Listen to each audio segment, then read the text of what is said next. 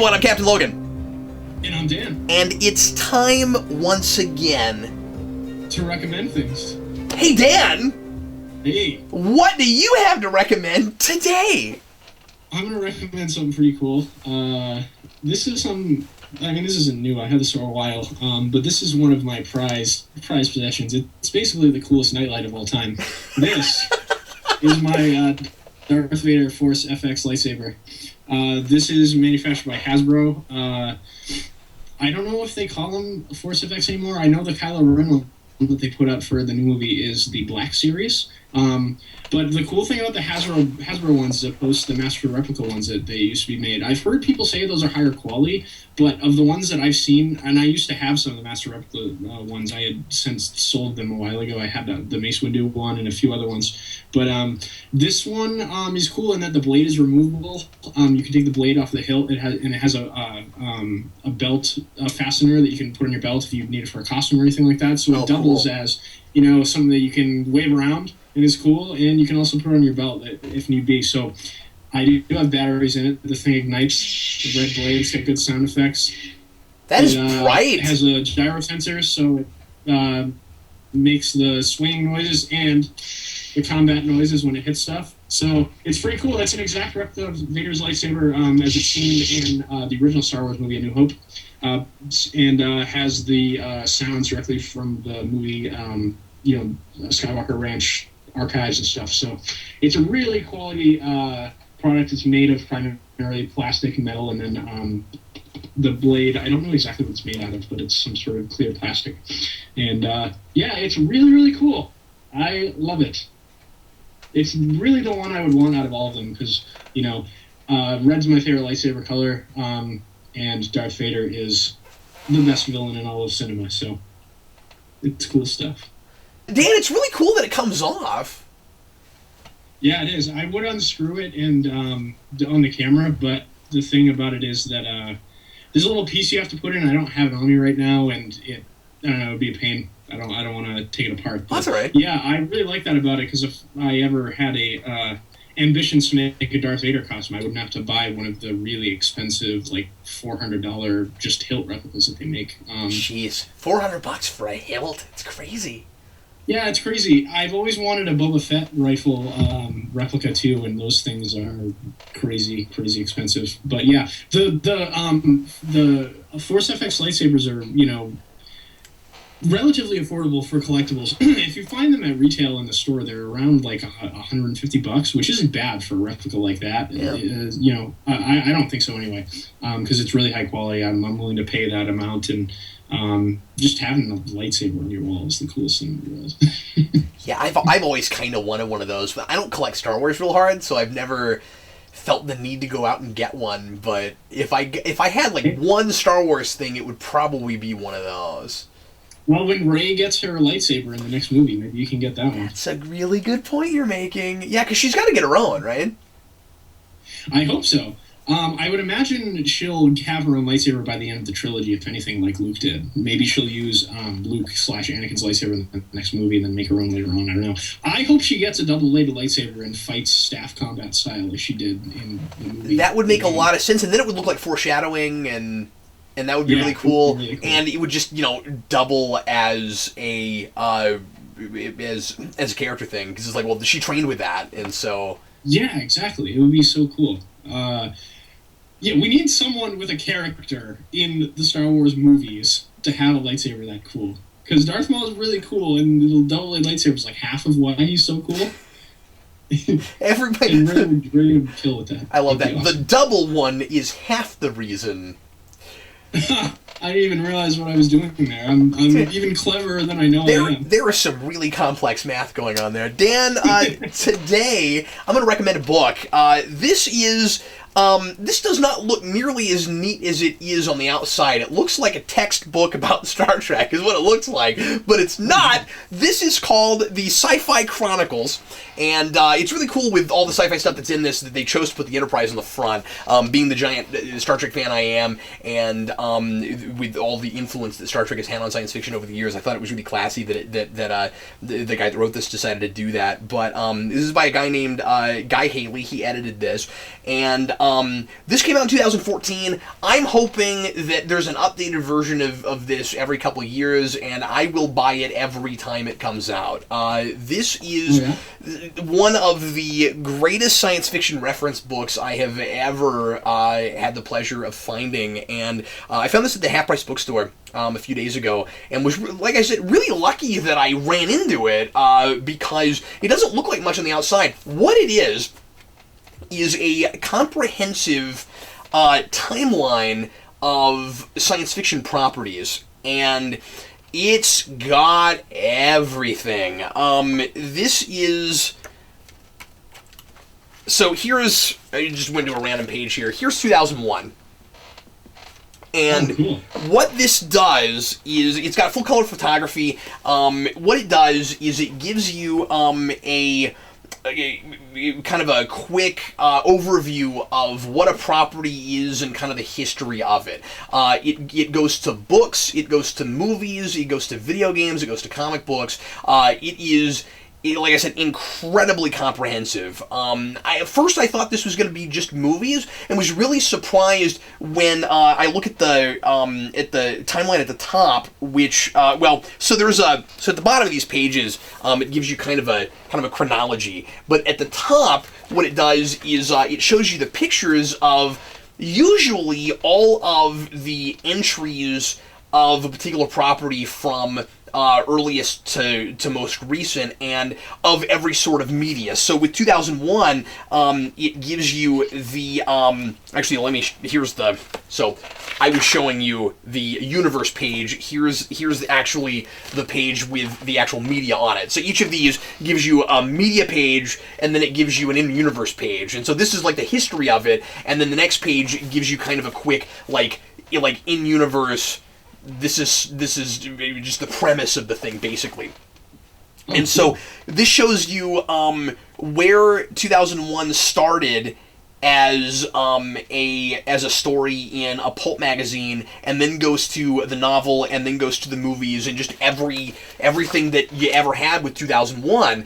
And it's a wonderful reference because, yeah, you can get all this stuff on the internet, but to have it in such a compact, easily grabbable place for like a desktop book is incredibly useful, because you'll flip through this and find all kinds of properties you never knew about. There's all kinds of Japanese stuff in this, like there's just a ton of stuff that I had never heard of, a bunch of really obscure TV shows and novels and things, and it goes all the way back to pre-Mary Shelley. Wow. It's everything from 1984 to The Matrix to Power Rangers. There's a page on Power Rangers in this. It's page? It's nuts. Well, there's a 2-page. Yeah. So when I said that I was thinking of Power Rangers when I said that it usually gives you every entry. With Power Rangers, the page is Mighty Morphin Power Rangers, and it skips everything that has not as much to do with the Mighty Morphin era. Because it doesn't want to take up too much space with it, and it's a little loose in its definition. So instead of saying science fiction, it goes sci-fi, which is more of a catch-all term. People always think of sci-fi as just the shortened form of science fiction, but a lot of science fiction enthusiasts actually consider sci-fi and science fiction to be two different things, which always drives Vince nuts and irks him to no end. But basically, the way I took a science fiction course from an English teacher in high school. The way my science fiction teacher put it was, and take this with a grain of salt, is science fiction is actually like real science fiction, the dictionary definition, answering the what-if statement. Sci-fi is anything around that, doesn't have to be idea-driven, simply looks like a science fiction thing that isn't like straight-up magic. So, like, Star Wars is in this. I don't consider Star Wars really science fiction, and yet it's too influential on science fiction to not include it. So it kind of gets away with putting that in there, and there's a number of other things like that. Now, Star Wars has, like, a bunch of pages, but here's Ender's Game, Close Encounters, Judge Dredd, and then they'll give you there's a lot of superhero stuff in here too. because so much superhero stuff is, sci-fi. But then for some of these properties, some of the bigger properties, they'll give you 2 full pages with just a lot of cool photography and images. And Awesome. I don't know how this guy got the rights to use photography from everything that's ever existed ever. But that's one of the things that's really cool about this. Here's a page on Akira, here's a page on Battlefield Earth, and it's a really great thing for me because I feel pretty rusty on my science fiction and want to go back and read some stuff I never got my hands on and just remind myself of things that I've read before or watched before that I want to go back to. And like I said, this is a lot more comprehensive, and it's a lot fuller than just going to some list on the internet of here's important science fiction things, because a lot of this is not important, and I like that. And I also like the way this guy writes about this stuff. He's incredibly well researched. There's a whole bunch of stuff as I've been going through this that I didn't know, and like I said, entire properties I've just never even heard of. Here's a page for Transformers. Oh, cool. There's Transformers. Like he's got a page on Sequest. I was like, I mean, everything. Not everything, but like nearly. Here's which superhero properties did he feel the need to include? I'm curious because a lot of the Marvel ones are technically science fiction based, right? Yeah, and I'm not seeing a lot of that. Here's Watchmen. Oh, cool. There's Watchmen. I know there's some Batman in here. Oh no, here's Spider-Man. Oh, cool. There is a Spider-Man page. And Superman's got it in there too, right? I would expect so. Yeah, this is. It's weird trying to find stuff in this because it's, of course, you can look up stuff in the back or whatever, but it's handled by date for the way it's organized for when a property was first introduced. So Spider-Man is in 1962, but then it's everything Spider-Man going all the way up. So you start in 1962 because that's when he was introduced, but then it goes all the way up to Amazing Spider-Man. Right. Because this was published just before the second movie came out. There are places where I cry foul a little bit in what he feels the need to include up in his timeline. For instance, he skips, and this is just funny to look at. It's not a big deal or anything, but so he's got like he's got Amazing Fantasy and then Amazing Spider-Man. Then he's got the 67 cartoon. Then he's got Marvel Team Up. Then he's got Spider-Man Comics Weekly. Then he's got Peter Parker's Spectacular Spider-Man. He's got I don't know if this was another cartoon or what that was. Then Web of Spider-Man. Then he skips all the way to the 90s Fox show, puts in no comics whatsoever from the 90s, then skips to Sam Raimi 1, 2, and 3, then Avenging Spider-Man? Did anyone even read that book? Yeah! And then the Amazing Spider-Man movie, and then Ultimate Spider-Man, so at least that's there, because the cartoon show, because, or actually, no, that's the one we don't like. Why is that there? He doesn't have the one we do like. He doesn't have the cartoon we like. Spectacular's not on this, in this timeline. That's weird. Oh, weird. And then he put Superior in there. I don't like that series. Yeah. So anyway, hey, the Jetsons are in here. Oh, cool. See, I wish you were actually in the same room with me so I wouldn't have to keep showing it to there and then there. But anyway, let me see if Superman is in here. If it is, I'd have to go all the way back to 1938. But surely, right? Yeah. Yes. Yes, and there's Smallville. But yeah, so anyway, I think this book is fantastic. Yeah, that's really cool. I like that it's laid out like a timeline of all the science fiction properties ever created. That's awesome. Yeah, and then it gets cooler because you go to the back and it's got this like full-blown timeline. Let me see if I can find it. This big, long, like several-page timeline. Okay, check this out. So here's the science fiction chronology, and it's done like on the cover in color-coded, and oh, cool. It's kind of fantastic. Yeah. And then he's got this whole list of like famous spaceships in the bag. And this is a good way to learn a lot about science fiction too. He's got a glossary in the back that has a lot of genre definitions, so it tells you what cyberpunk is, Ghost in the Machine, the differences in literary science fiction versus other sorts, hard science fiction, etc., etc.